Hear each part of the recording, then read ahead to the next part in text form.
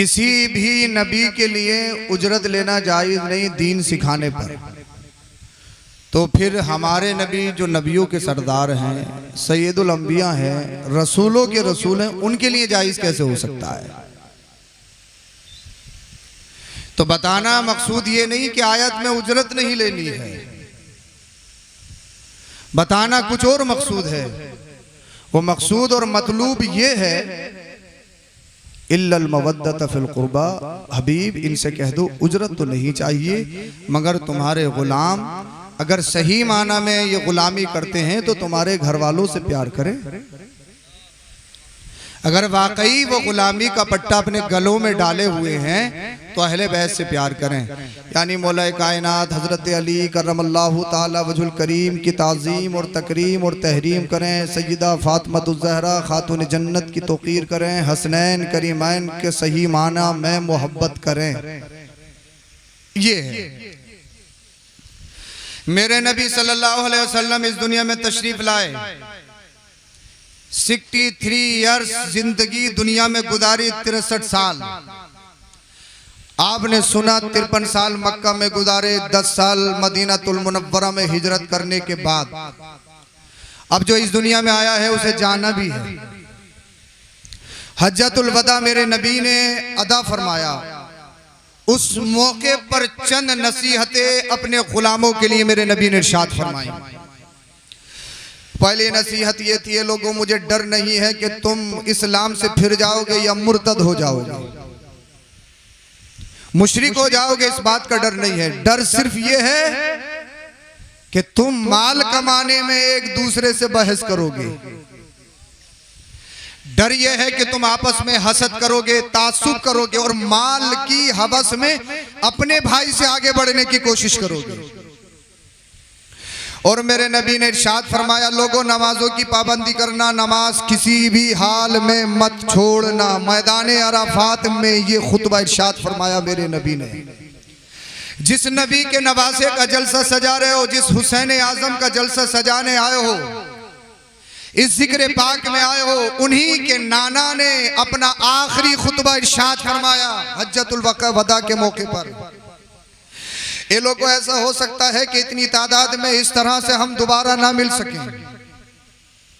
कुछ सहाबा समझ गए, मेरे नबी ने जब इरशाद फरमाया हो सकता है दोबारा ना मिले, तो मतलब ये है कि शरीयत कंप्लीट हो चुकी है, अब कुरान कंप्लीट हो चुका है, मेरे नबी के इस दुनिया से जाने का वक्त करीब आ गया है।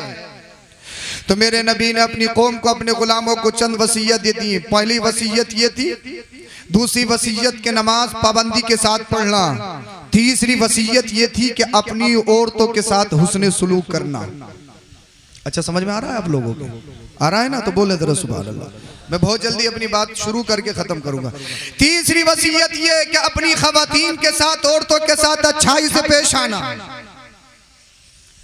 और सुनो, चौथी वसीयत ये है, तुम लोगों में 2 चीजें छोड़ के जा रहा हूं, बोलिए जरा सुभान अल्लाह। अगर तुम हिदायत पर कायम रहना चाहते हो, अगर तुम हौज़े कौसर पे मुझसे मिलना चाहते हो, तो तुम्हारे दरमियान 2 चीजें छोड़ के जा रहा हूं, उन दोनों को मजबूती के साथ पकड़ना होगा। वो दोनों चीजें क्या है? पहली चीज किताबुल्लाह, अल्लाह की किताब कुरान है। बोलो जरा सुभान अल्लाह, बोलिए इश्क में मचल के बोलिए जरा। तुम्हारे दरमियान अल्लाह की किताब कुरान करीम छोड़ के जा रहा हूं, मजबूती से पकड़ना। अब मजबूती से पकड़ने का क्या मतलब है? मजबूती से मतलब क्या है? कुरान पकड़ने का मतलब क्या है? क्या कुरान शरीफ सिर्फ बरकत के लिए, तावीज़ के लिए? क्या कुरान शरीफ सिर्फ मकान बनाने के लिए? क्या कुरान शरीफ सिर्फ कब्र पर सूरह बकरा किसी से पढ़वाने के लिए? क्या कुरान शरीफ सिर्फ तीजे के लिए है, 10वें के लिए है, 20वें के लिए है, 40वें के लिए है, या मैयत किसी की हो जाए तो इसाले सवाब के लिए है? क्या फरमाया मेरे नबी ने? 2 चीजें। पहली चीज अल्लाह की किताब, किताबुल्लाह कुरान, मजबूती से पकड़ना है कुरान को। कैसे? मजबूती से। हम मजबूती से कैसे पकड़े हुए हैं, अगर किसी का इंतकाल हो जाए तो कुरान की पेटी मस्जिद से उठ के आएगी, तिलावत करवानी है, क्योंकि हमें अपने मुर्दे को बख्शवाना है।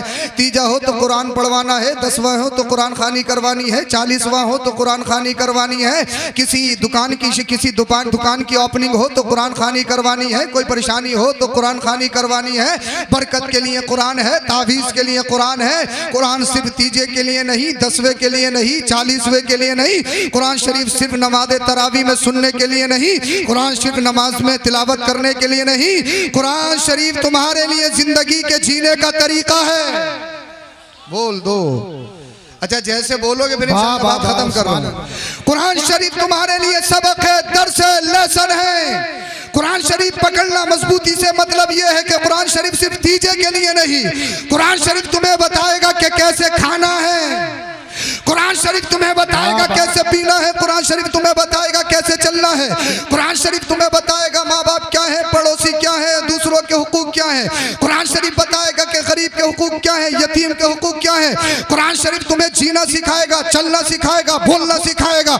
कुरान शरीफ पर मजबूती के साथ पकड़ने का मतलब यह है कि तुम्हें जो अमल करना है, फिल्में देखकर अपना आइडियल नहीं बनाना है, पाकिस्तानी सीरियल देखकर अपना आइडियल नहीं बनाना है, किसी दुनियादार को अपना आइडियल नहीं बनाना है।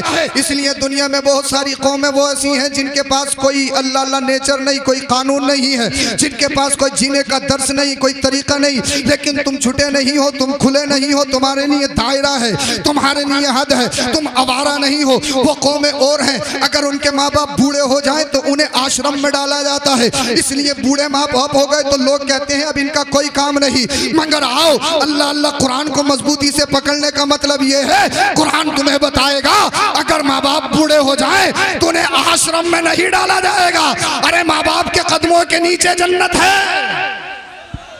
और मेरे नबी ने इरशाद फरमाया, जिसने माँ बाप का बुढ़ापा पाया, जन्नत नहीं कमाई, वो हम में से नहीं।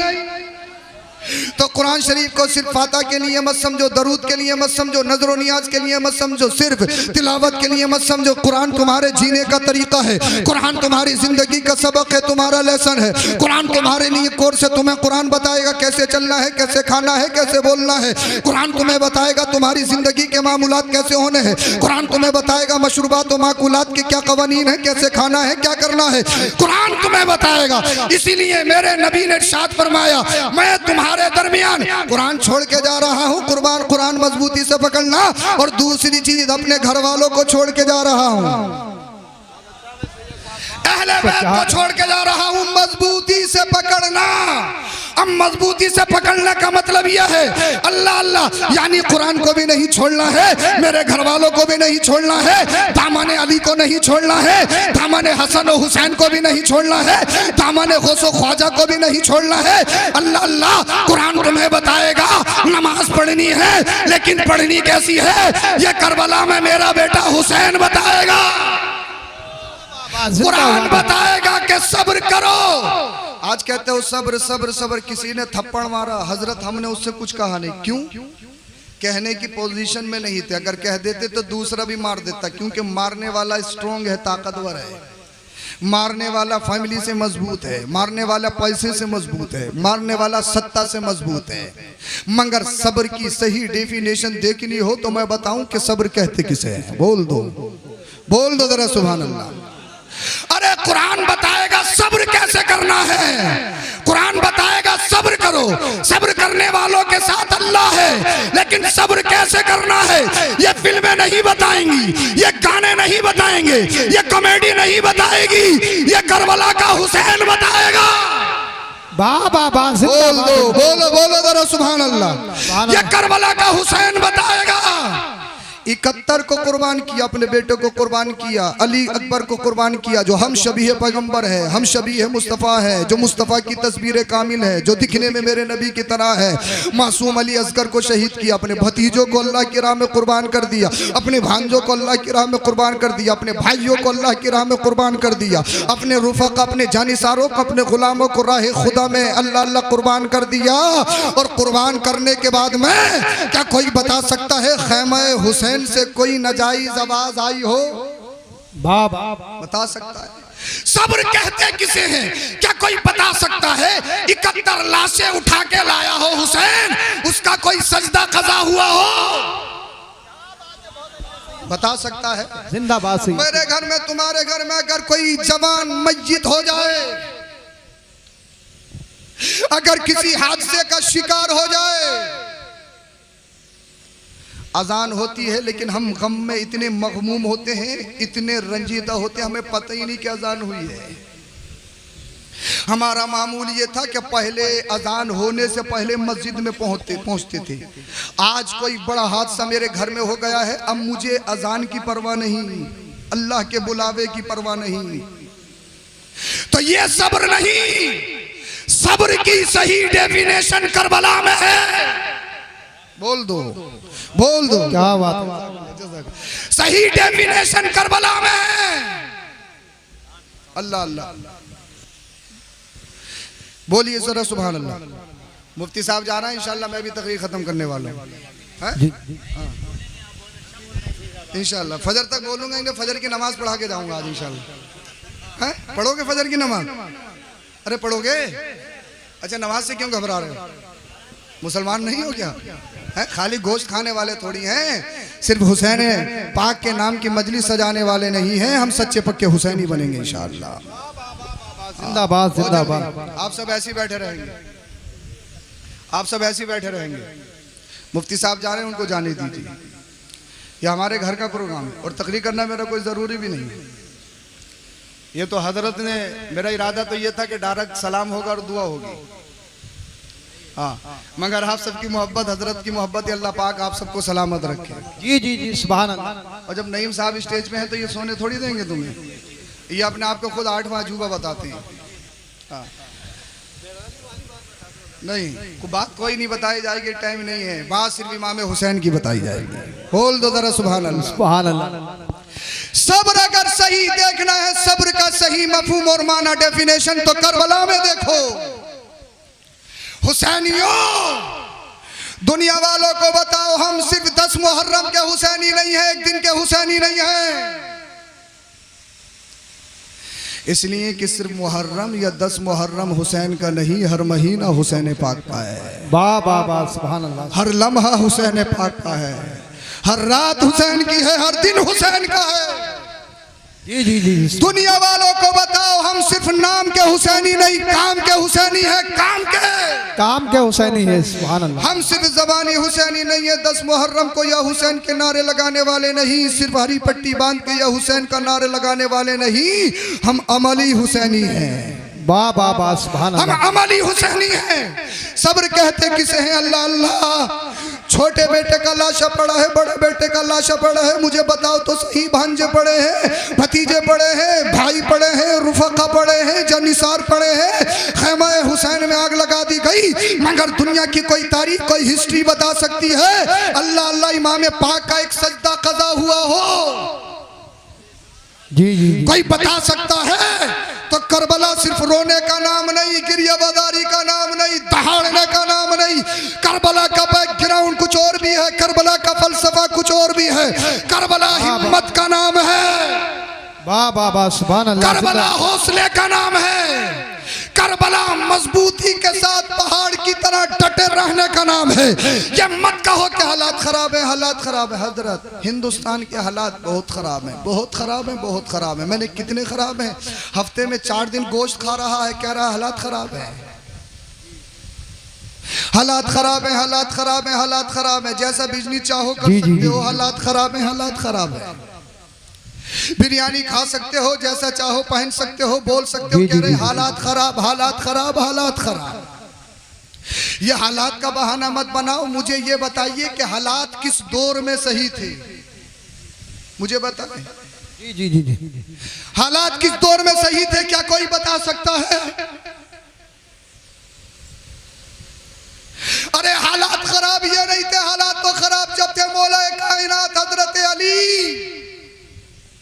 जिनके बेटों के नाम का जलसा सजाया है, वो मौला कायनात दामाद रसूल ज़ोजे बतूल शेरे खुदा हजरत अली नमाज़े फज्र के लिए जा रहे हैं। जालिम आया, तलवार का वार किया, क्या खोपड़ी से होता हुआ वो बार कनपटी तक पहुंच गया। हालात अब खराब नहीं, हालात वो खराब थे। बताइए हजरत अली कहाँ जा रहे थे? फजर की नमाज पढ़ने के लिए जा रहे थे, चोरी करने के लिए, डकैती करने के लिए। हमारे दौर में तो चोर महफूज हैं, डकैत महफूज हैं, बेईमान महफूज हैं, मगर जो अल्लाह का जिक्र करते हैं, अल्लाह की बारगाह में सजदा करते हैं, मौला कायनात दामाद रसूल अमीरुल मोमिनीन तलवार से वार कर दिया अब्दुर्रहमान इब्ने मुलजिम ने, और इतना खतरनाक वार कि आपकी कनपटी तक आ गया। अल्लाह अल्लाह, क्या बात है भाई, क्या हुआ?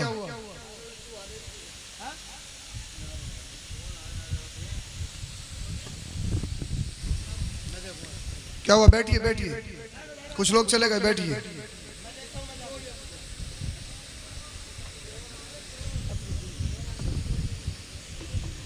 कभी कभार ऐसे भी हो जाता, कोई एक कह देता तो वो सब लोग आए गए। चलिए दुआ हो रही है, आप बैठे तो सही, आप बैठिए। दरूद शरीफ पढ़ें सल्लल्लाहु अलैहि वसल्लम, सलातुम व सलामुन अलैका या रसूल अल्लाह सल्लल्लाहु अलैहि वसल्लम। 4-5 मिनट में तकरीर खत्म कर रहा हूँ, फिर सलाम पढ़ेंगे इंशाअल्लाह। दिक्कत हमारे यहाँ ये है, अगर कुछ भी मसला हो जाए तो सब भागते हैं। भेड़ चाल है, भेड़ चाल, जिधर को भी जाना है तो सबको ही जाना है, आना है तो सबको आना है। आज दुनिया कह रही है हालात खराब, हालात खराब, हालात खराब। हालात खराब ये नहीं है, हालात खराब उस दौर में थे जब हजरत उस्मान गनी को उनके घर में घुसकर शहीद कर दिया गया। आज दुनिया कह रही है हालात खराब, हालात खराब, हालात खराब। हालात खराब उस दौर में थे जब इमाम हसन रजी अल्लाह ताला अन्हु को 6 मरतबा जहर दिया गया। हालात उस दौर में खराब थे। इमाम हसन रजी अल्लाह ताला अन्हु को जहर कभी पानी में दिया गया, कभी खाने में दिया गया, और 6ठी मरतबा जब आपको जहर दिया गया, सुराही में डाला गया, तो इतना खतरनाक जहर, इतना खतरनाक जहर कि आपकी आंतें कट कट कर बाहर होने लगी, कलेजा मुंह को आने लगा। अल्लाह अल्लाह। आप कहते हो हालात खराब, हालात खराब, हालात खराब।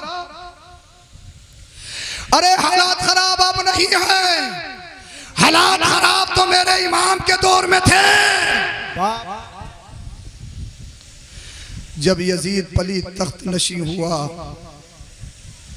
इमाम आली मकाम को खत लिखा कि हमसे मुकाबले के लिए तैयार हो जाओ या फिर हमारे हाथ पर बैत करो।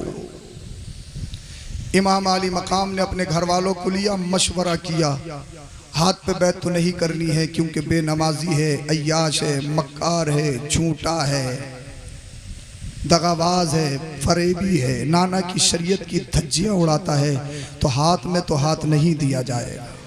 बोल दो। ये और बात है कि सत्ता में है, ताज सर पे सजा हुआ है,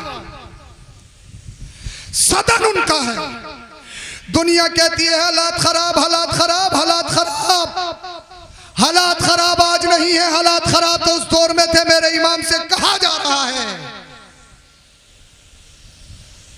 बैत करो या फिर मुकाबले के लिए तैयार हो जाओ। मेरे इमाम ने मुख्तसर ये है, घर वालों से मशवरा किया, हाथ पे बैत तो नहीं करनी है, अगर मदीना शरीफ में रहे चढ़ाई कर देगा। मदीने की आबो हवा बड़ी मुबारक है, मैं नहीं चाहता मेरी वजह से शहर रसूल नापाक हो, इसलिए कि मदीना वो मदीना है, ए सबा मुस्तफ़ा से कह देना गम के मारे सलाम कहते हैं।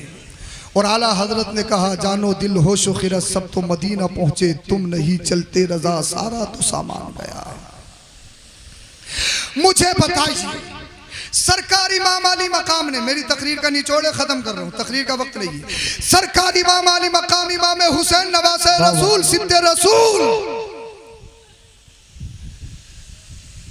अली का चैन फातिमा का लाल मदीना छोड़ रहा है, रोज़े रसूल छोड़ रहा है, रोज़े फातिमा छोड़ रहा है, रोज़े हसन छोड़ रहा है।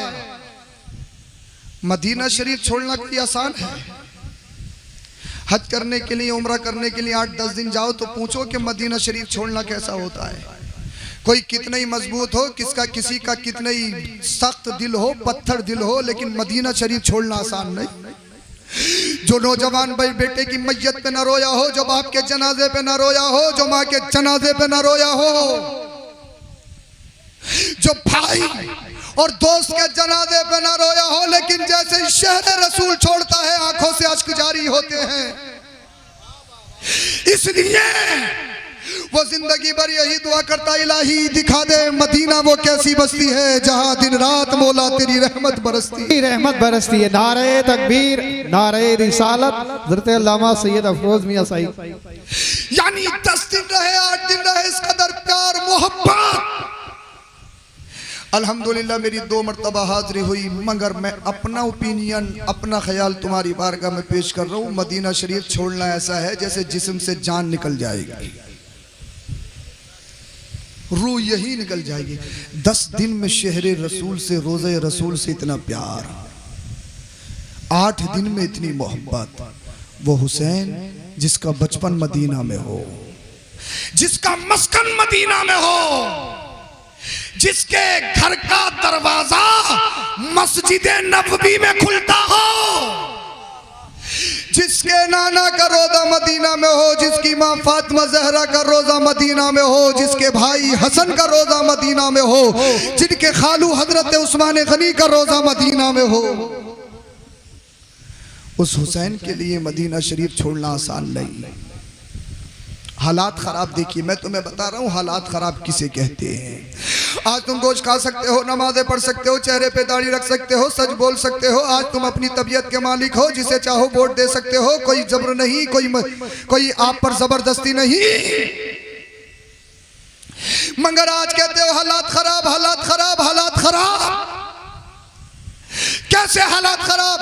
मन चाहे बाइक निकाल सकते हो, मन चाहे मकानों में रह सकते हो, मन चाहे एयर कंडीशन जिंदगी गुजार सकते हो। हालात आज खराब नहीं, हालात तो मेरे हुसैन के दौर में खराब थे। मदीना छोड़ रहे हैं। एक बात आपसे, नाना ने मक्का छोड़ा, मदीना है। नवासा मदीना छोड़ के मक्का जा रहा है। क्यों? नाना आए थे दीन फैलाने के लिए, नवासा जा रहा है दीन बचाने के लिए। वाह वाह वाह, जिंदाबाद जिंदाबाद। तो बात ये है, आज के दौर में हालात खराब नहीं, हालात उस दौर में खराब थे। आज के दौर में तो बड़ी आराम से और पुरसुकून जिंदगी गुजार रहे हो, हर कुछ कर सकते हो। ये मत कहो हालात खराब है, हालात खराब है। करबला के हुसैन ने यही तो पैगाम दिया, यही तो बताया है, हालात कैसे ही हो। ये मत कहना कि हालात खराब है। हालात चाहे कैसे ही हो, तुम्हारे घर छीन लिए जाए, तुम्हारे माल छीन लिए जाए, तुम्हारी प्रॉपर्टी पे कब्जा कर लिया जाए, तुम्हारे बच्चों को शहीद कर दिया जाए, तुम्हारे खेमों में आग लगा दी जाए, हालात चाहे कितने भी खतरनाक हो, हालात चाहे इतने खतरनाक हो कि गर्दन पर तलवार मंडला रही हो, मगर नबी के दीन की बात आ जाए तो ऐलान कर देना, एक जान नहीं हजारे जाने जा सकती है, मगर नबी का दिया हुआ ईमान नहीं दिया जा सकता है। इसलिए जीना है तो नबी के लिए, मरना है तो नबी के लिए। या रसूल अल्लाह तुम्हें जाना तुम्हें माना, न रखा गैर से काम, लिल्लाहिल हम्द में दुनिया से मुसलमान गया। ये मत कहना हालात खराब हैं। हुसैनी हो तो पक्के हुसैनी बनो, अमली हुसैनी बनो, जबानी हुसैनी मत बनो। अमली हुसैनी बनो, अमली। और अमली हुसैनी क्या है? सिर्फ 10 मुहर्रम का हुसैनी नहीं है, 12 मुहर्रम का हुसैनी है। अमली हुसैनी बनना है। और अमली हुसैनी कैसे बनोगे? तुम्हारी बोल चाल बताए हुसैनी है। ये नहीं कि बोलो तो गाली गलोच है और जब भी बोलता है तो गंदा बोलता है, बुरा बोलता है। ऐसे बोलो, एक बार बोलो तो जो देखे वो तुम्हारा फिदाई हो जाए, शैदा हो जाए। बोलो बोलो जरा सुभान अल्लाह। अमली हुसैनी बनना है ताकि जब तुम गलियों से गुजरो तो गैर कहने पे मजबूर हो जाए, अरे 15वीं सदी का बकैनिया का हुसैनी ऐसा है तो फिर करबला का हुसैन कैसा होगा। आबा धारे तकबीर, धारे रिसालत, धारे जिक्र शहीद आज़म हज़रत अल्लामा सैयद अफरोज मियां साई कुबला जिंदाबाद। अमली हुसैनी बनना है, पक्का हुसैनी बनना है, सिर्फ जबानी हुसैनी नहीं बनना है, अमली हुसैनी बनना है, मैदान का हुसैनी बनना है। हुसैन पाक की हिस्ट्री एक तारीख है, एक सबक है हम लोगों के लिए, एक दर्स है हम लोगों के लिए। और मेरी माँ बहनों को सबक हासिल करना चाहिए सैयदा ज़ैनब रज़ी अल्लाह ताला अन्हा से। जो जिम्मेदारी, जो इमाम आली मकाम की नियाबत उन्होंने निभाई है। अल्लाह अल्लाह अल्लाह अकबर। सब कुछ लुटने के बाद भी, चमन ज़हरा की एक एक कली शहीद होने के बाद भी, तारीख का कोई सफ़ा, कोई सतर, कोई लाइन ये नहीं बता सकती कि मुस्तफ़ा के घर वालों की ज़बान से कोई नाशुक्री बात निकली हो। कोई सतर, कोई लाइन, कोई हर्फ तारीख का ये नहीं बता सकता कि मुस्तफ़ा की बेटियों के, अल्लाह अल्लाह, मुस्तफ़ा की बेटियों ने चादर फातिमा की तौहीन होने दी। तो इसीलिए हम आपसे गुजारिश कर रहे हैं, पिछले गुज़िश्ता कई सालों में अल्लाह अकबर कबीरा लाखों की तादाद में हमारी बच्चियां मुर्तद हो गई, गैरों के हाथों में चली गईं। इस्लाम से फिरकर उन्होंने फेरे ले लिए या दूसरे काम कर लिए। इसलिए आप सबसे गुजारिश है, अपनी बहन बेटियों को ये बताओ, ये समझाओ, ये पाकिस्तानी सीरियल या हिंदुस्तानी मूवीज या मुंबई के आवारा माहौल में पलने वाली बरहाना ये ख़वातीन तुम्हारा आइडियल नहीं है। अगर तुम्हारा आइडियल कोई है तो मेरे मुस्तफ़ा की बेटी फातिमा की बेटी सैयदा ज़ैनब है। जो सब कुछ शहीद होने के बाद भी, एक एक कली राह खुदा में देने के बाद भी अल्लाह अकबर कबीरा उन्होंने पर्दों का ख्याल रखा। अल्लाह रब्बुल इज़्ज़त की रज़ा के लिए अपना सब कुछ कुर्बान कर दिया इमाम आली मकाम ने। आज जो तुम्हारे सरों पे ये टोपियाँ नज़र आ रही हैं, ये रोशनी, ये मस्जिदों के मीनार, ये अमामे, ये जलसे, ये रौनकें, ये बहार, अगर किसी का सदका है तो करबला वाले हुसैन का सदका है। दुनिया वालों को बताओ, लंगर भी हम करेंगे, सबीले भी हम लगाएंगे, उनके नाम के जलसे भी हम करेंगे, या हुसैन के नारे भी लगाएंगे। सिर्फ जबानी नहीं, हुसैन पाक के गुलाम है तो मस्जिदें भी हम ही भर के दिखाएंगे, सच बोल के भी हम ही दिखाएंगे, अमानत में अमानत करके हम दिखाएंगे। झूठ बोलना, अमानत में खयानत करना, दगाबाजी करना, फरेब करना, धोखे देना और हर बुराई का नाम यजीदियत है, हर अच्छे काम का नाम हुसैनियत है। सच्चे पक्के हुसैनी बनिए और ये मत कहिए कि हालात खराब हैं, हालात खराब हैं। हालात तो हर दौर में ऐसे रहे हैं। और ये क्या हैसियत है, क्या हैसियत है लोगों की। बड़े बड़े सत्ताधारी, बड़े बड़े कुर्सी वाले आए, उनका नाम और निशान खत्म हो गया, उनका काम खत्म हो गया। देखा नहीं यजीद, लास्ट बात बता रहा हूं, इमाम अली मकाम करबला के मैदान में कितने लोग गए, कितने गए, अरे बोल दो, मेरी तकरीर खत्म हो, कितने गए और वो कितने आए, 22,000। अच्छा 72 का 22,000 से कोई मुकाबला है? अरे भाई मान लिया कि ज्यादा ताकतवर हैं इमाम अली मकाम, मौला कायनात के शहजादे हैं, मुस्तफ़ा के घर वाले हैं, जंगजू हैं, लीडर हैं, शुजात के और बहादुरी का लंबरदार हैं, तो दुगने कर देते, 72 के दुगने आ जाते, तीगने आ जाते, चौगने आ जाते, 1000 आ जाते। ये 72 के मुकाबले में 22,000 कैसे है? कोई तकाबुल है 22,000 का? ये 72 वो 22,000 क्यों? एक चीज, वो 22 आए थे, वो जानते थे अगर हम जंग जीते तो अपनी ताकत या अपने जिस्म के बलबूते पर जीत सकते हैं। हुसैन 72 आए थे और 72 से भी ये कहा था जिसे जाना है चले जाओ, कोई मुआखजा नहीं, कोई पकड़ नहीं।